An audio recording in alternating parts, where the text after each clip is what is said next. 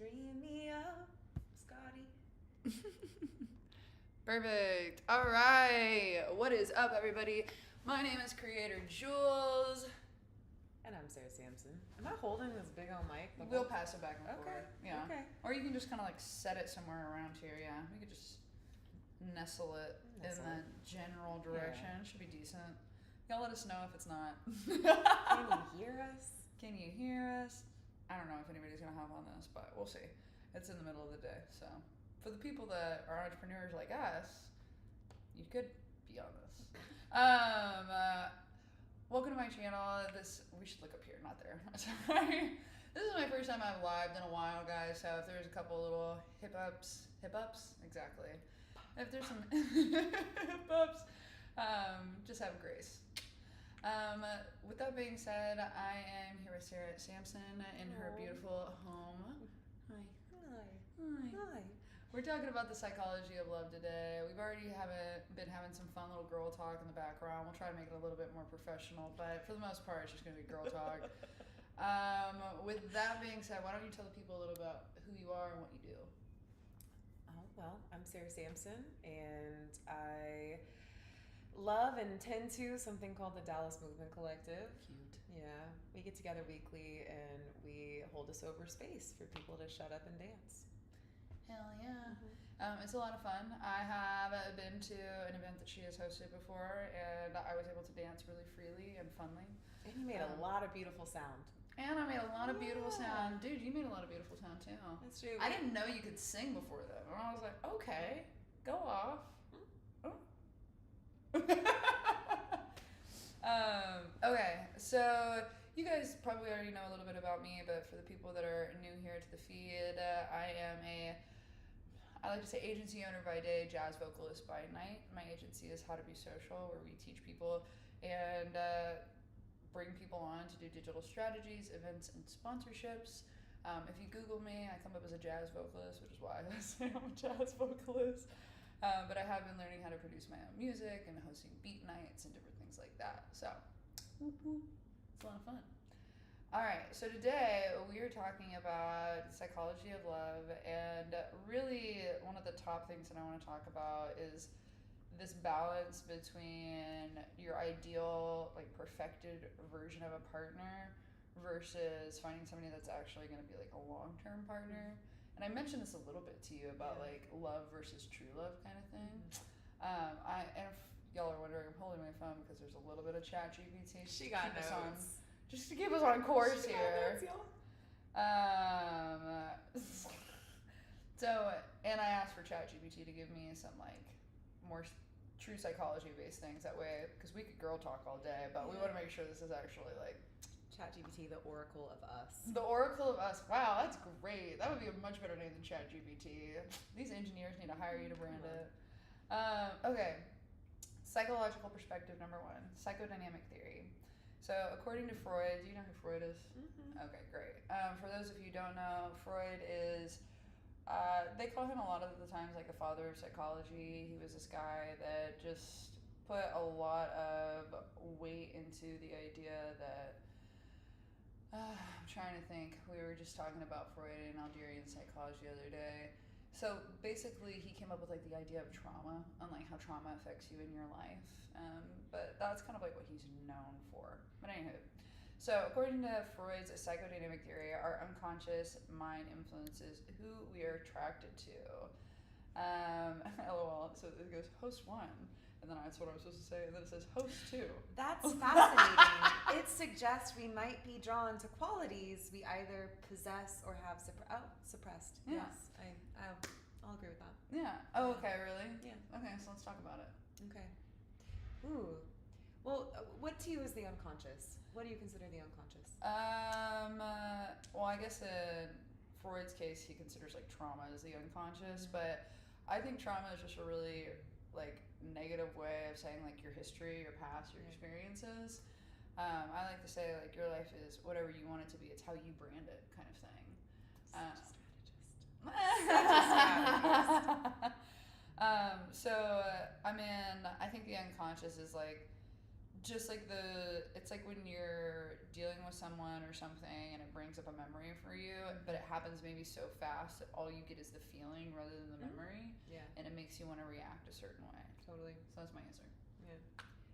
Yeah, I feel like some of it too. I think that a common word that people are throwing around is the shadow these days, and for me, I think we make the shadow kind of scary, but it's just that thing behind us we can't see. Sure. So it's like, oh, here's this stuff I can't see in the forefront of myself, and I think relationships and life, like you're saying, brings things up for that shadow to come forward. Sure. And for us to be able to see it, and in that way, I think that's where relationships become really healing, because that thing we've been suppressing or that thing we can't see gets brought forward for us to really illuminate and love. Yeah. This brings up a point of codependency. So a lot of people say, like, there's like this whole, and we were talking kind of like American culture is very individualistic and the independent spirit. I think that's what you said. I really liked it. And so like a lot of the times you'll see, like, just like on social media, Instagram in particular, people are like, I'm learning to love myself and self-care, and like I don't need to be in a relationship and all these things. But actually, if you want to deal with a lot of those shadows or subconscious behaviors, being in relationship with another person is actually what heals you of those. Absolutely. Because you have to face it. You have to illuminate it, like you were saying. And we can be as enlightened as we want to be in a cave by ourselves. I love Dang! That was so good! It's true, but it's like Ram Dass has this quote that's like, if you think you're enlightened, go spend a week with your family. I'm about to go spend a week with my it's family. Thanksgiving That's week. So funny. Right? I literally was about to say, like, I'm about to come back and do another one of these next week, and I'm like, oh man. Yeah. Like, it's mind-boggling. It's the ultimate. So we can do all this work in a vacuum by ourselves, but really the test of the inner work we're doing is how the rubber meets the road in relationship. Oof, you know yeah. No, and immediately I thought of I was telling you about my 100% honesty policy with my mom. With your mom? Yeah, but... You said timeline. There's a caveat. There is 100% a caveat. honest on your timeline. Yeah, well, I mean, I think it's like, there has to be like I'm going to go with a month and a half. We're not going to talk about that, but I'm going to... You won't know, but she knows. Anyways, but there's like a month and a half probably where I feel like is acceptable, because if you let time, I feel like people always say, like, I'm waiting for the right timing, and like I'm a big believer that you make your own timing. But I also know that, like, I'm not going to tell my mom when she's at her most stressed. Like, I'm not going to add on to that stress. I'm going to wait until, like, she's pretty chill, and, like, maybe we're in person so we can have a discussion, because... Eye to eye. Yeah, like I said, my mom is a rocket ship, and, like, in all the best ways, but sometimes... Does your mom watch these things? You know what's funny is that my mom... Is she on here? My mom is, like, she's, like, a spidey sense person. Like, she will not watch all of it, but she will watch a couple of things. And I'm like, you probably shouldn't have watched that. Like, I used to do OnlyFans, and she found out I did OnlyFans, and I didn't post a lot about that. And so she was like, are you doing that OF thing? I was that like, OF thing? Yeah, it's like your big moment. My mom was watching that. She'll catch that reference. It's so cute. I love that. Okay, so let's keep going. So it says, we got an expert psychologist. I don't know about expert, but... Is it you? I guess that's me. It's you. I don't know if I told you this, but I have an interview with a counseling center at the end of this week, and I got approved for my NCE exam today, so I'm on my way. We're manifesting that expert title. Yes. How does this theory play out in real life attraction? So, and then people tend to seek a partner who complements or completes them unconsciously. Okay, so I'll go ahead and talk a little bit about this, because this is really where I wanted to get into the meat and the bones of it. So I had a friend, which I won't name names, but I had a friend that, actually, let me back up a little bit, big picture. So I have these events that I host every single month called the Creator Meetup. Thank you. So fun. Called the Creator Meetup, and I have had a lot of people joke that, like, they would rather do that than actually dating, and so they were like, I'll just meet my person there. And I'm like, that's fine. If we had a bunch of little how to be social babies running around, like, that would not bug me. I'd be like, show the love, showcase the love, They can be the leaders one day, Leaders raising leaders. Love that. I don't know why my first thought was blind leading the blind. That's still true too. Anyways, but when it comes to that, I was talking to a friend and I was like, hey, I'm inviting somebody to this that I think would be good for you. Like, you know, I like to play matchmaking. Yeah, I like it. I think it's fun. Yeah. I like when my friends fall in love. You know, it just sucks when they fall out of love. That's the hard part. That's the deal. It's a risk. It is a risk. It's a risk. Love is a risk. It is, but you can't be scared. Gotta go for it. Anyways, with that being said, I was like, hey, I'm inviting this person to this for you. And I sent them their profile. And I know it's like generally like similar looks and type of thing, but this person also has very good morals and values. Like the type of person that offered me a jacket, like so that I wouldn't be cold outside type of thing. And the same friend sent me a video of another like person that was in a similar look, but was like, this person is a dancer, and this was just so funny that this is how this all comes around. Anyways, but everything's connected. This person is a dancer, and he sent me a video of another person that was a dancer, but like a really famous dancer, and he's like, if you find anybody like this, I'm like, you're just looking for the perfected version of yourself. Oh, yeah. You're not looking for, you know, like, it's fine if that's your preferred type, like looks wise, but let's go a little bit deeper. Like, what kind of morals, characters, and values, or, you know, what was I think you mentioned something about qualities, like, or maybe it is values, but they're like cultural values, you know? It's like, in America, if you date another American, a lot of your values and characteristics are going to line up. But like me, I prefer to date Hispanic men, you know? And a lot of those values are very different. And it's me kind of like fighting a little bit. I think some of it's values and some of it's just cultural norms. Yeah. Like what in some cultures find respectful is different from what we find. Respect is a very great topic. Yes, exactly, because it translates different to different individuals. But I like this idea of honing in on the values and finding our matches based on values, because we might miss people who might be a great value match if we have ourselves so narrowly minded, fixed upon it's got to be this aesthetic and it's got to be this interest, because interests come and go. Yeah. And values, I think, are the thing that carries over time for people. Yeah, I'm 100% sure going to get uglier as I get older, so you might as well fall in love with me for who I am. And life is going to continue to get more weird, I think, potentially. Okay. And I think in the moments where things start to shake down for us, globally or individually in our lives, as things change, because all shit isn't permanent, that navigating our way together, like sharing the canoe, is going to come down to how we line up in the ways that we see as the best next step, which is a value thing. Yeah, and also, you know, we're talking about values, and what comes to mind is commitment. You know, we were girl talking a little bit about, like, you know, your fuck girl season or your fuck boy season. Shout out to my friend Callie, who just released a song called Fuck Girl Season.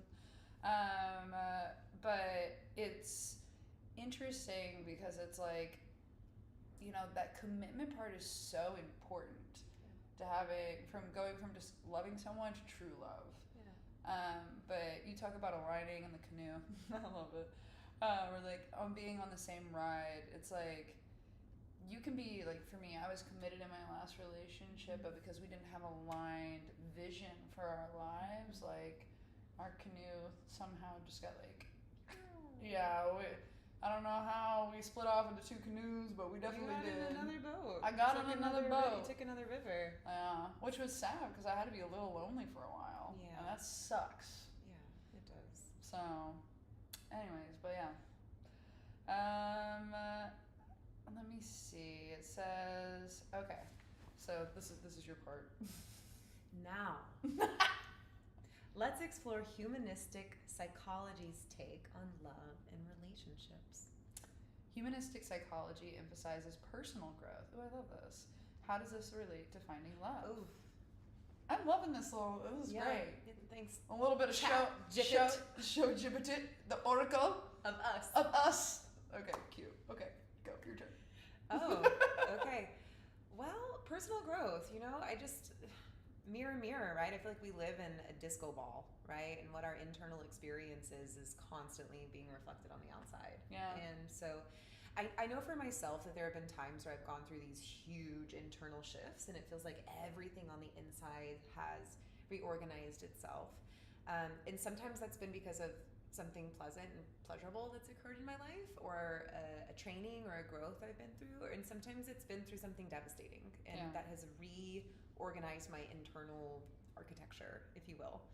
And it feels like there's a moment where the external world starts to try to recalibrate itself to the internal experience. And that can feel very destabilizing and exciting, because we start to get to see how the outer world is coming into form to match what has changed in the inner worlds. It's so interesting you say that, because I always say, like, we live in a hologram. We do. So it's like, as you start to not fix, I don't want to, because I don't think people are broken. We're not broken. Yeah. Or do we need to be solved because we're not puzzles? Exactly. But it's more so as, like, as you come to terms with your new reality. Yeah. That's a better way of saying it. It's like the matrix or the hologram adjusts to those decisions that you've made, you know? And I think in manifestation, they always say, like, you know, you're constantly telling the universe, you're constantly telling God, like, with your decisions, you know, not with what you say, with your decisions on what you want. And so, like, in my last relationship, I chose to stay in that relationship with hope and faith that it would turn out the way that I wanted it to. But in reality, I told you this, I was truly passive aggressively, like, trying to get that person to change. Because I was going to ask, were you waiting around for this person to change? 100%. And me and this person have talked about it, you know, we both agree, like, that's what we were both doing, you know? And so, but I think it came from a place of, they say the road to hell is paved with good intentions. That's what they say. Yeah, and so I think it was with good intention, because we both thought, like, the other person could, you know, learn or be better. But it's like, we're not broken. We're not puzzles. Like, we are who we are, and we have to accept that and just lay your cards on the table when dealing with other humans in that regard. And I think that's a big self-growth in my life and love, and which is why I think this next person that I'm going to be with is going to be my person. Yay, that made me really happy. Yay. Okay, calm down. Anyways. You know what, though? Something that, as you're sharing that feels like a value that I know has to be present for me in a relationship is commitment to evolution. Because I'm going to change. I'm going to keep changing. Yeah. I'm not going to be a static experience of a person. I'm dynamic, and I need someone who's willing to change with me and grow with me and evolve with me as I discover new things. Yeah. And it feels like the path of being on a long-term relationship is being willing to attend, I heard this, like, quote one time, like 1,000 funerals of your partner. Oh my God. Because that's the old way of being for each person is going to continue to change. Yeah. And the commitment to be with someone across their own shifts and evolutions is important. And it's crazy too, because even in friendships, you know, take the pressure off just like love. Yeah, friendships for sure on that. I've lost so many people in the evolution of me because I have stayed in places so long with the hopes that my friends will evolve with me, but I have left so many people, and you know, and I think this is a part of me growing up too. We're talking about self-growth, is like, I wish I wouldn't have created such a finality to those relationships because I was so angry at them and at myself, because I was growing and moving in a different direction and I wanted them to grow with me, but they hadn't chose to be committed to me the way that I had been committed to them. And it was like, I can't wait around anymore. Like, I need you to either commit to me and say, I am your friend, I'm here with you on this journey, or, you know, we're just not going to be on the same path anymore, or the same canoe. And I just, like, you know, and it's sad, but it's also okay, because I recognize in a lot of ways, like, those people already had commitments to other people in their life. Sure. And, you know, I came along maybe a little later in their life, and while they loved me and they wanted to be on that path with me, they had people that they were already leading on their path. Totally. So, and I think that's a big part of self-growth, is recognizing, like, there's a ladder that just a man with a ladder. Just a man with a ladder. I'm like, what's up, bro? What a metaphor. I was literally, you and me have such a similar brain. This is why I love you so much. I'm like, please always grow with me. Commitment to evolution. You will be one of those people if I'm ever like, yo, get your shit together. We've already talked about this. There's a whole YouTube live about us. This is commitment. Showing up online with someone. This is on the internet forever. Well, and this one, oh man, it took me how long to make a reel? It's okay. Many weeks of her. It's okay. Gently urging me down the river. I've spent 3 years gently urging some people, and I finally had to let go. So my full name is Hannah Jewel Clark. Hannah means grace. Grace. Yeah, and so like I'm a big grace person. Like I love to be, because I can empathize. Grace. I've been through it. I've seen what's going on. Like I can always understand and empathize. But there comes a point in my life where it's like not you, but whoever, the people that I've let go of, you are taking up the space of an individual. Someone was taking up your space in my life. And the moment I let them go, you came into my life. And like, that's powerful. Ooh, I've been thinking about this whole thing so much, of the ability to let go and open space before we know who's coming in or what's coming in to fill that void. Yeah. Which is, voids are pregnant. They're just like with potential. Please don't mention pregnancy around me. I got 3 years before that's going to happen. At least. I'm like, 3 years? I mean, are you one of these that early has 30s. a really timeline? Like early 30s. 3 years, okay. Yeah, I'm 27. Right. Early 30s is my goal. That's a girl talk topic. Anyways, let's go back to this.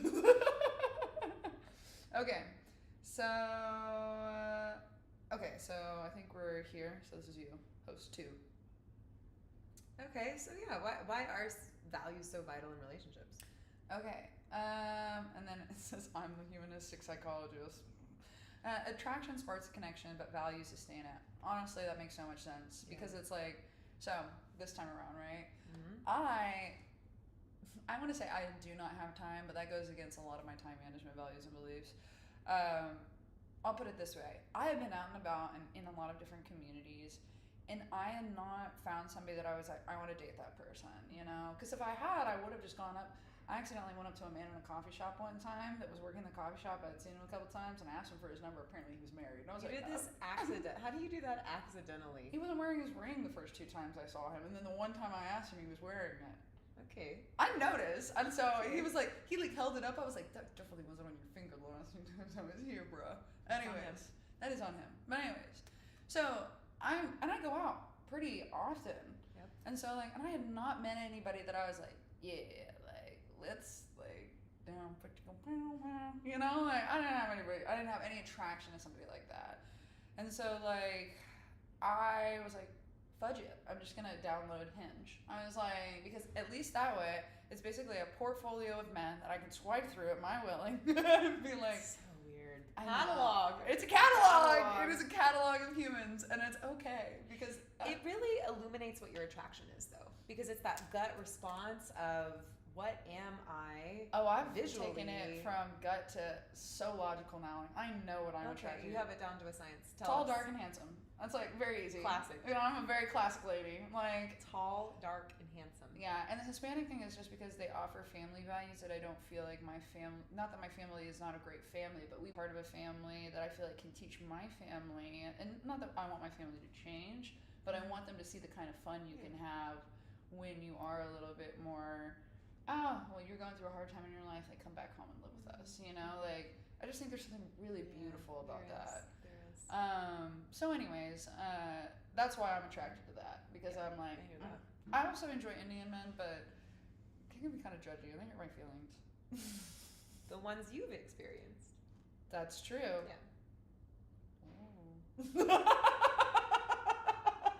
Okay, what's this last quote again? Okay, so it says, attraction sparks the connection, but values sustain it. And that is what I really want to focus on, because that moves us from finding the perfected version of ourselves, that attraction, which I've noted is like tall, dark, and handsome. I'm not dark, but I am tall. And oh no, hold on, hold this.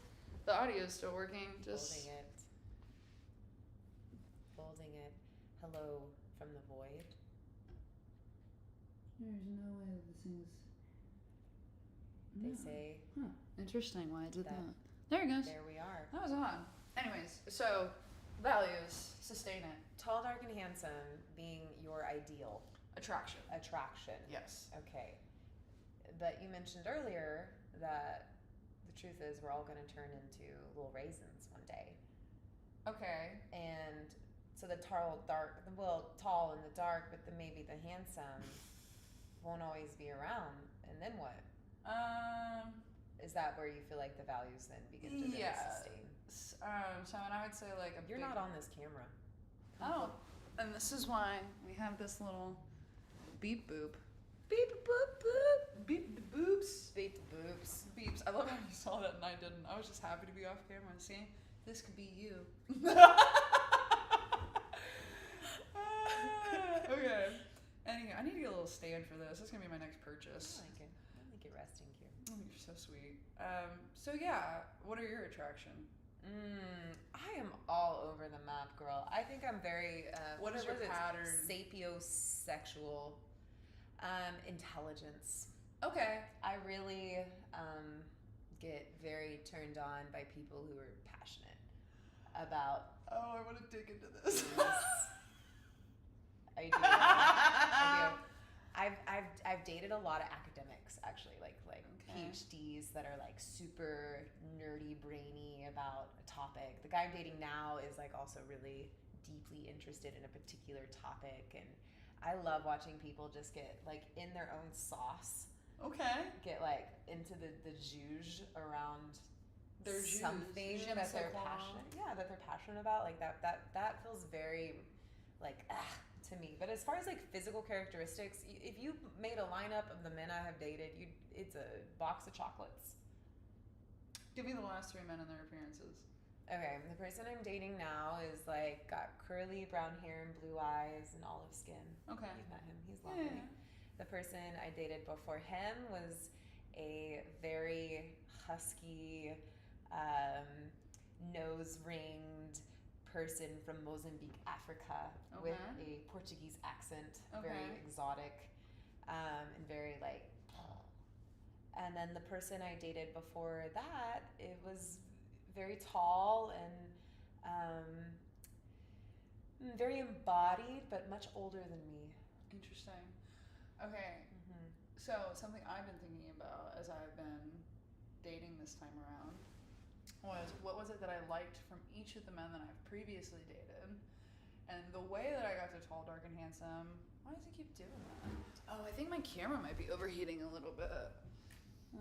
This is why you should always set up 2 cameras. We live and we learn in real time. Yeah. So it's basically going to be a podcast. We'll just keep talking, and the live will fix itself eventually. So the reason why you got into tall, dark, and handsome. The reason why that I got into tall, dark, and handsome was while I really enjoy so my ex had a very deep voice. Like, You have a very deep voice. Yeah. I'm getting to this. This is the perfected version of ourselves, right? Is that you see things in other people that you're like, oh, that's like perfect. Like, that's what I want. And if you notice, like when you're around people, like you start to pick up those qualities, right? And the more you're around somebody, the faster you pick up their qualities. Yes. And so a lot of the times I've noticed for myself, and I think a lot of humans do this, the reason I date someone is so that I can become that. Yep. Oh yeah. So yeah. I've been learning that instead of so I started thinking about what are the things that I will never do, like that just like are not my thing, not what I want to do. I was like, you know, like maybe like late in my life, it's just not my life path. I'll be like, I can't fix my own car. Like I would love to have a man that could fill up my oil, that could fix the little things that I needed to. You know, I'm not a big car person. I don't think I ever will be. Yep. I'm not really good at details of things. Yep. I usually am attracted to very like sapiosexual. I've definitely fallen into that category. Yep. My last boyfriend was definitely big brain, you know. Got that big brain. That big brain. I wish people could send us brain pics. Go Who needs a dick pic when you got a brain pic? you where my frontal lobe lights up. So, but here's the thing. I also realized the reason I was so attracted to men with that kind of quality was because I didn't think that I had that quality. She's like, I don't like where this is going. No, I mean, I know. And I also get the thing of like the car. This guy that I'm dating recently fixed my shower drain. The way you said it. Yeah. Hilarious. I love that. Yeah. I love that. My biggest fear is like the guy that I'm talking to right now has really like at every turn has just stepped up to the plate. But my biggest fear is like, are you just doing that because we're in the beginning stages of our relationship? Like, what's the stamina? Yeah. What's this? How much stamina do you have? How will you eternally fix my drain? Yeah, is that how you are on the daily? Or is this part of courtship? Yeah. So I mean, how are you with all of that? What's your stamina in courtship?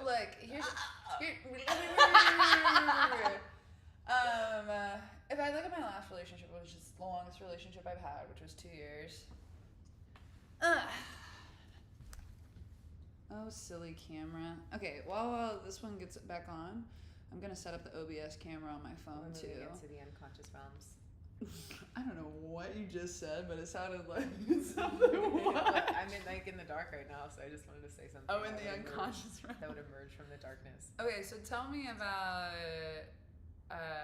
We were talking about attraction versus values. So you mentioned the attraction side of the last couple of guys, what you were attracted to. What were the values that they had that were great, and the values that made you fall off? Because eventually it has to be a value thing. Oh man, well, a weird and almost frightening thought that I've had lately is this feeling of wishing that I could take my last handful of relationships and turn that into a gingerbread man with these certain qualities, and wondering whether all these qualities are possible within one person. And then realizing that I am baking that ginger woman cookie. That's me, like all those qualities that I'm seeking to come together in one person, which may be my perfected ideal of someone, is actually how I'm trying to design myself. So I would say in this last relationship, the value of family, or this relationship I'm in right now, is a lot of family values. The importance of prioritizing family, which I really admire. This person also has illuminated to me the amount of chaos that's in my life organizationally. Oh, interesting. He has noticed that I never close bags. I don't close anything, and I make messes with that. And he highlights this, and I'm starting to realize that I want to be more organized. And a lot of it is from me rushing and not slowing down to take care of small moments. Value of the previous one, I would say, well, there's not a quality that has caused me to get off the train with the current person I'm with yet. But previous relationship values humor and sense of adventure, and accountability. Interesting. What caused me to fall off the train with that relationship? Shitty time management. Feeling like this person was time blind and I always had to keep the clock, which isn't necessarily my preferred mode of operation, clock keeper. And a general sense of like they were so good at going with the flow that they never wanted to take the lead. And I don't always want to be in the driver's seat. I want someone that wants to like swap out on the road trip, and had a hard time with this person. That's valid. You know what I'm saying?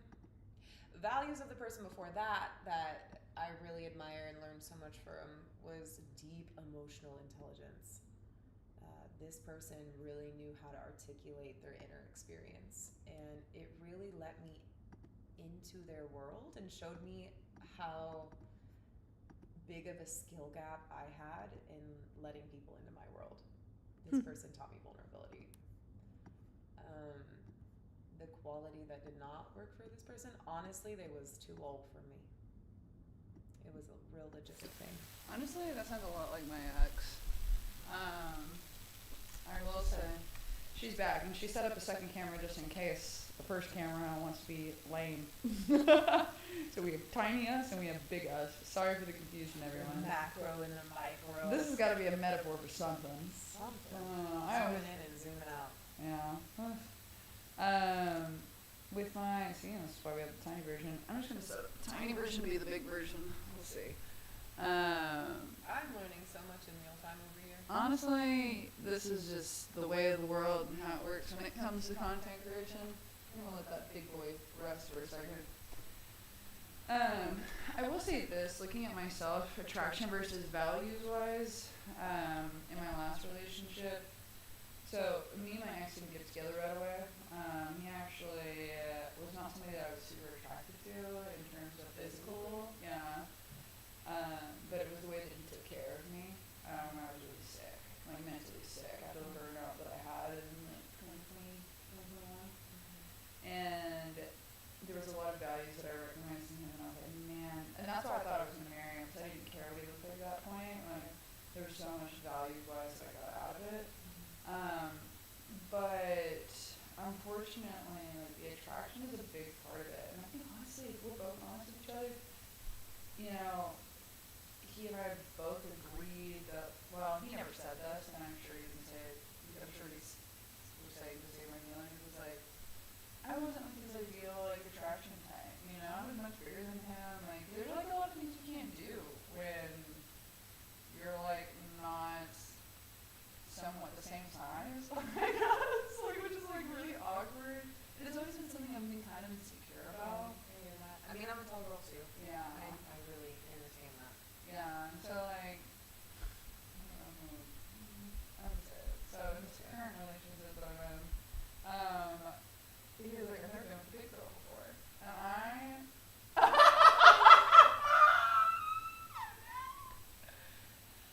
know.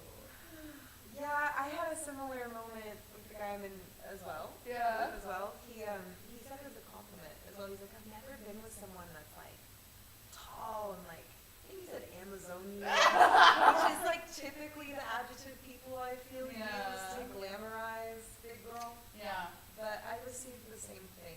Yeah. It doesn't feel super great. It doesn't. Because it just makes you feel like it's so weird. You want to be different so badly. Yeah. But when it comes down to a thing that you don't fully accept about yourself, Yeah. it's hard because I want all the time that, yeah, I'm tall and I'm proud of it. Yeah. But the word big doesn't mean tall. Like, It doesn't translate. it does not. Yeah. And so, you know, I mean, I've been somebody who's walked in fashion before. I was super skinny. Like, I've been like very model-esque, and I just don't know if I'll ever get back to that point in my life. Not because I don't want to, but more so it's like, Was that healthy era for you? I had to deprive myself of a lot of sugar, which is not normal for me. Like, I'm a big sugar girl, like, and I think that translates to my values a lot, because I'm very... Sugar is a yeah, value? It is, because I'm very sweet. I'm very sweet, and I think it's a little bit like, I like to make people feel good. I like to make myself feel good, and I think it's a symbiotic thing where I make other people feel good, I feel good. Yeah. And I think during that time in my life, I really had to be a bitch, because like, I would be like, salmon, I'm like, this much salmon, like, I was not getting a lot of food, and I was like, being very disciplined and self-controlled with myself, which is, I'm a very free spirit, you know, it's just not my norm. Well, and this constant tie between deprivation and beauty feels really sad. Yeah. I'm like, I wish I could take more ownership over the fact that I am a good girl, and I do love that. But it's like, I think there's this contrast of, but I want to feel small and cute and protected and loved and wrapped up, and like, Feminine in the feminine too, I think is part of it. And, yeah. but I want to be with someone that finds me sexy, nourished, and hydrated. I feel like big girl does correlate with sexy. It does, especially I feel like in the primal. I know. I got what you're saying. Context. Yeah. I think like definitely like the big hips and the breastises. Do hit the kind of like the primal, like baby carrying body. Yeah.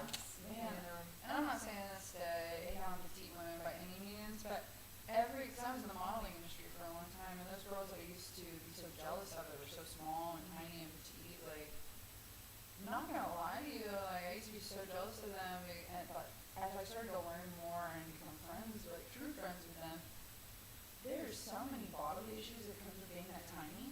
Yeah. Like, I've never met a small woman that doesn't have some kind of gastro, some kind of problem. And it's not a pity thing, it's more so just a realization that it's like, everybody has something, you know? Like, I don't know one girl that's like a perfect medium-sized girl, you know? Perfect medium-sized girl. And I think it's all in how we occupy ourselves. Yeah. Because it is so sad. I've seen people of all shapes and sizes that are in and with themselves and know how to carry their weight with a lot of just acceptance. Not more than acceptance, confidence. Yeah. There. And that is so sexy. It is. That is so sexy. And that is like the number one value that I think I hold and why I am very attractive but also very intimidating to a lot of people, men and women, is that I'm very confident about who I am. And very like, understanding yourself. very much so. And it's like, there are some like weak spots, like being called a big girl. But I think at the end of the day, what it comes down to is like that value of confidence is what usually is like what I find most attractive about myself. And so if I find that in somebody else, like the guy that I'm talking to now, very secure in himself. You know, even though the things that I mentioned before that I see as red flags, he never flinched. The people that I'm around that are usually pretty judgy, you don't even notice them. I was like, oh, that's so hard. You That's know? refreshing. Very refreshing to meet someone with my same level of confidence, and then every single time that I've challenged him in a way that's like, this is what I want, he's like, I can do that. Like, what is that movie where he's like getting the onions in the field? Holes. And he's like, he's talking to the girl, and he's like, I can do that, or I can make that. I'm like, that's so hot. Yeah, which reminds me, just this idea of people being willing to respond to feedback. I think is really powerful. And being open to it. Like even this like small thing with this guy dating out where he's like, hey, can I share something with you? Yeah. And I thought it was gonna be something good. And it was literally like, I noticed that you never close chip bags. It's a small thing, but it's really big. Yeah, because chips will go stale. But it's a metaphor for other things. Do I slow down or really close things before I move on? Right? And how are we going to see ourselves unless we're in a relationship? And have people in our daily, intimate lives who start to see our little habit and our little tics that are unconscious, that we cannot see, and who lovingly bring them forward. I think that's the key right there. Like someone bringing something forward. It's like, hey, do you see this much of something? In this moment, I feel like you've done that for me, because I feel like when we go into these topics, I'm very time oriented of like, okay, let's make sure we get through the topics and give it 10 minutes. But I feel like you just closed, like, you did good closure with the first couple of topics, like when you brought it to a close within that statement. Mirror. Yeah. You know what's so funny? Did I tell you the name of the series is called Mirror? I saw it on your phone. Okay, cool. Not She that said- mystical. I wish I could claim it. I wish. Not You a liar. could've. Honesty is valuable. Yes, high five. Alright, let me look at this next thing all this way. That was so funny. She's like, I wish I could do that at school. Love it. Alright. Are we still on here? Yeah, we are. We're still streaming. Yep. I have never been in a more casual on-camera moment. This is healing to my soul. Good. Thank you for this. Because your background is like theatrical entertainment, isn't it? It is, and it feels like I've been in a long discovery of like how comfortable I am with the script. Like this, if you would have had me just read the script, I mean, I saw you do it immediately. You were like, a script, you know, but it's a whole different thing because for so long I'm like, I'm confident, public speaking in front of people, but my work and my art has shifted over the last couple of years where I'm not doing scripted stuff. I'm sharing real life. myself, Yeah. and that's a much more tender, vulnerable thing that makes me very hesitant to be captured on camera. You can capture me all day in a character, but I'm not doing that these days on purpose. Yeah. And so it's just like really, it's healing to be in the, you were so, I'm like watching this woman behind the scenes earlier. She's talking into the camera like it's her best friend, her cousin, somebody that's just right there in the flesh with her. You have just this capacity to drop into that ability. You know, and it's interesting that you say that because, so in particular, what she's talking about is I was doing a review of the Dream Girl producer bag, and I think what's given me that ability over time has been a learned thing, because I used to be very theatrical too, like it was all like kind of show a little bit, but I realized, you know, especially being a musician, you have to drop into that true authenticity. Where you're going to be one. Yeah, and or you're going to be super depressed because no one really knows you or understands you. But basically, when I made that, I was thinking about Scarlett, you know, and like, I've actually gained a relationship with Scarlett, and like, I am so grateful for this woman and these tools, not just the physical tools, but, you know, I've taken some vocal lessons from her, and like, I'm just Scarlett is the producer bag.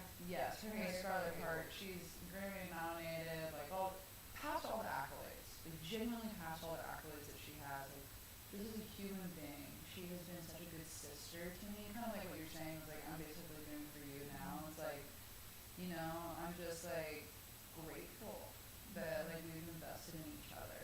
And it's like there was a moment recently where I realized I was like, no, this is a woman of high value character. I mean, I think I saw that in you the first time I met you, which is why we had this little electric moment. All the time, I want to be friends with that girl. The same way.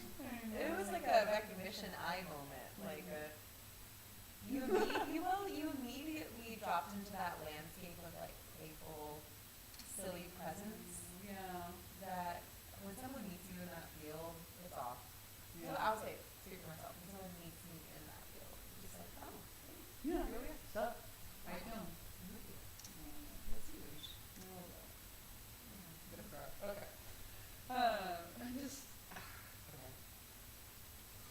That was good. It just reminds me of my dad, because that's something that I realized I've gotten from my dad, and like I've reconnected with him a lot recently in life. He wasn't around for like the first 26 years of life, really. And so something I recently picked up from him was that it is a gift to be playful, and it is a gift to have joy. Yes. And I think as we become adults, it becomes very easy for us to think that that's not a gift. Right. We shame ourselves for it because we're not serious adults. So yeah, thank you for that. And playfulness is a skill, and it's a choice. True.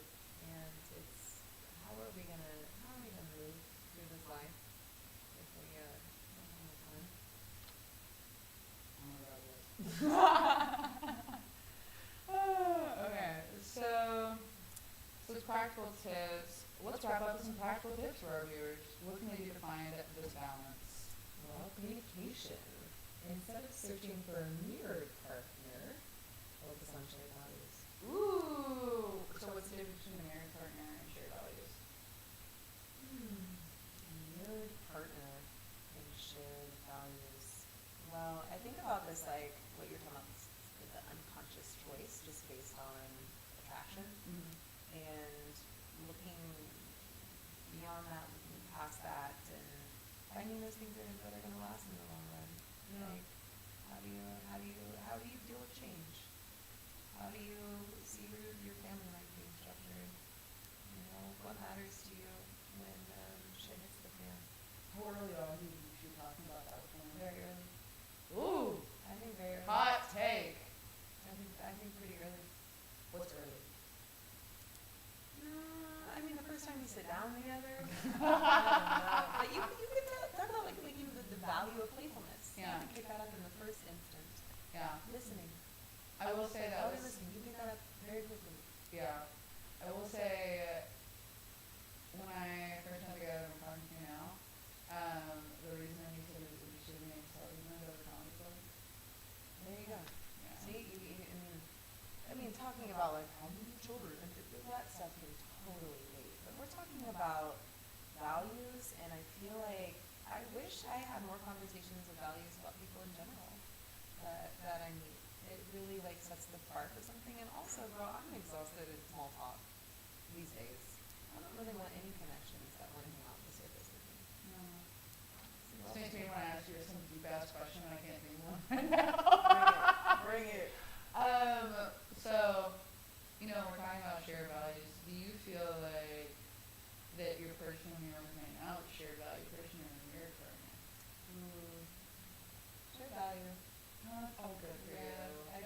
shared value.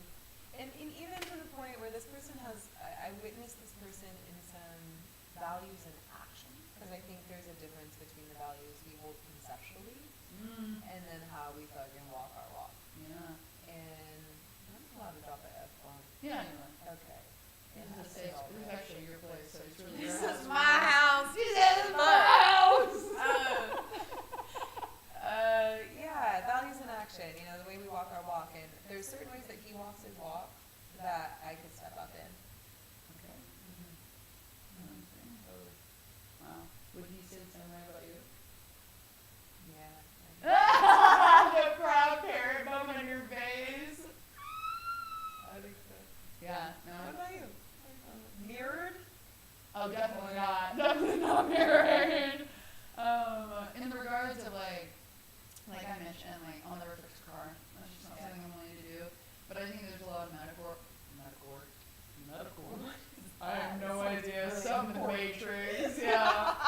Metaphorical values that comes with that. He's also done lots of metaphor, and so like.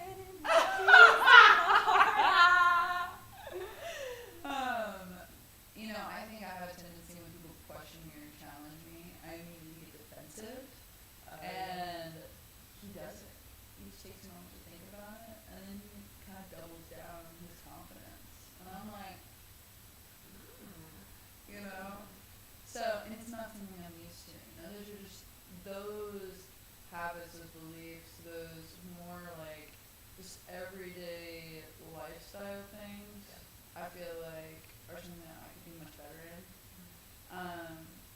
I know for a fact he's not as career oriented as me. You know, like I'm very long term vision about the empire that I want to create, how I'm going to do it, and like I've failed enough in my life to give me the lessons that have afforded me the empire that I'm going to create. And so today he's like, I started using my calendar. And I was like, Music to my ears, locksmith. I know. Started using my calendar. It's so cute. And like, I'm coming back into town from family stuff on Saturday, and he was like, okay, I'm making a note of it. Like, he always says that, I'm making a note of it. And I'm like, and I think that's why he's so much better at That's like, dirty talk.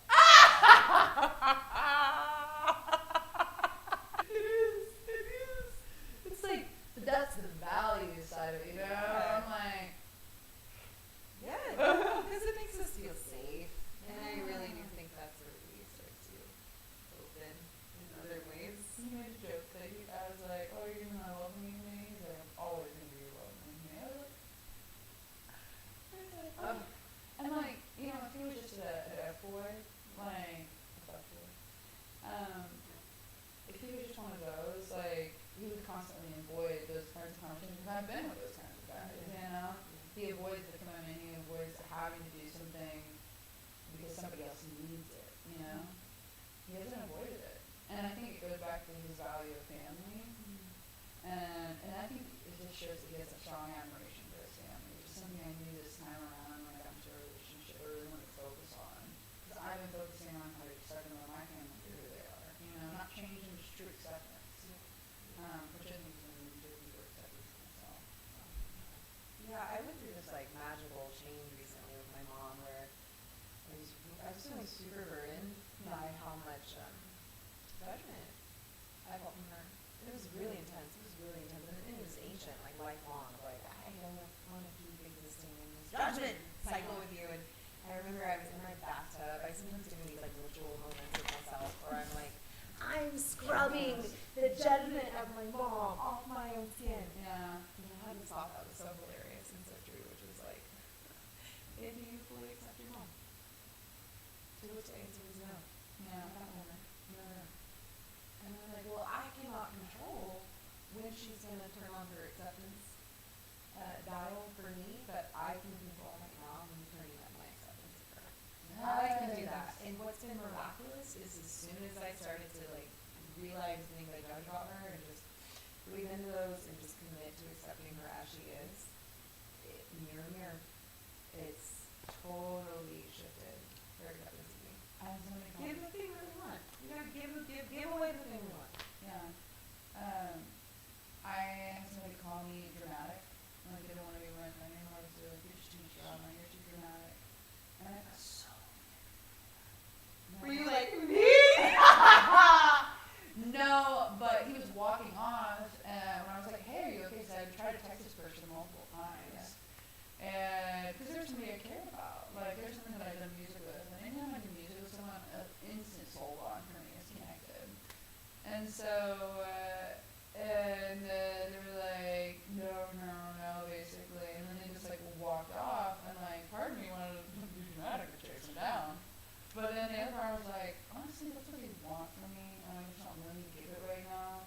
But it bugged me so much that I called my mom the next day and I kind of told her about it. And she's like, and I realized, I started laughing at myself. I was like, I'm telling the most dramatic woman I know about this, wanting to be consoled. And it's like, I am dramatic. Like, and I just had to accept that. And it gave me acceptance of my mom more too. So I was like, mirror, mirror, like, you came out of it. Like, that is who you are. Yeah. And a lot of times when you accept that about your family, you're accepting it about yourself. Absolutely. We carry all the light and dark seeds of our lineages, for sure. I make this joke to my mom sometimes, and I shouldn't want to, I'm like, you married him. You had a kid. It's like, you should have known you're getting half you, half him. That's so funny.